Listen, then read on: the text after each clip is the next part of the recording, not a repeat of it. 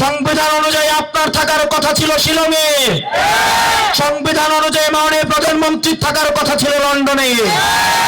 দীর্ঘ 7 দিনের বেশি বন্যা আক্রান্ত হলেও এখনো পর্যন্ত ওইসব এলাকায় সরকারের পক্ষ থেকে পর্যাপ্ত সাহায্য সহযোগিতা পৌঁছায়নি। আমরা দেখতে পেয়েছি বন্যা শুরু হওয়ার সাথে সাথে পার্বত্য চট্টগ্রামের একজন প্রতিমন্ত্রী উনি হজ করতে বিদেশে চলে গিয়েছেন।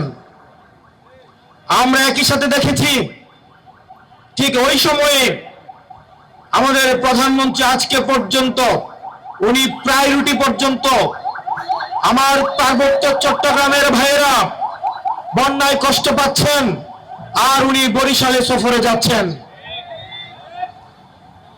এটি পার্বত্য চট্টগ্রামবাসীকে যেই বরাদ্দ দেওয়া হয়েছে 30 টাকারও কম প্রত্যেকজনকে বরাদ্দ দেওয়া হয়েছে। পার্বত্য চট্টগ্রাম থেকে জাতীয় রাজস্বে এই বছর 90,000 কোটি টাকারও বেশি এই বছর তারা জাতীয় রাজস্বে জমা দিয়েছে। অত্যন্ত পরিতাপের বিষয়, তাদের এই সংকটকালীন সময়ে তাদের জন্য বরাদ্দ ছিল 30 টাকারও কম। অভ্যুত্থানের পরে আমরা দেখেছি প্রত্যেকটা জায়গায় সরকার তার কমিটমেন্ট থেকে পিছু সরে এসেছে।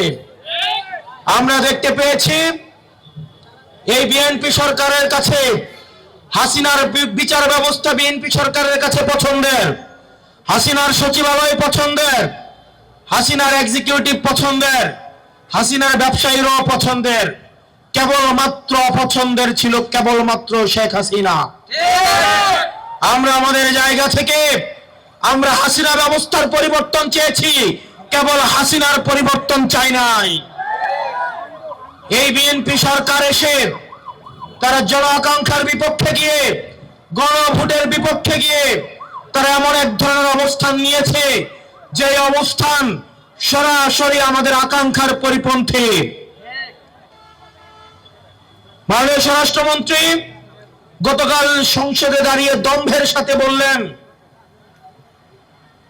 সংবিধান সংস্কার কমিটি এটা নাকি কোনো সংবিধানে নাই। এটা যদি সংবিধানে না থেকে থাকে 2026 সালের নির্বাচনও কোন সংবিধানে ছিল না। সংবিধান অনুযায়ী নির্বাচন হওয়ার কথা ছিল 2029 সালে। সংবিধান অনুযায়ী আপনার থাকার কথা ছিল শিলংয়ে, সংবিধান অনুযায়ী মাননীয় প্রধানমন্ত্রীর থাকার কথা ছিল লন্ডনে, সংবিধান অনুযায়ী আপনার নেতা কর্মীর থাকার কথা ছিল ধানক্ষেতে, সংবিধান অনুযায়ী আপনার নেতা কর্মীর চালানোর কথা ছিল ঢাকা শহরে রিক্সা।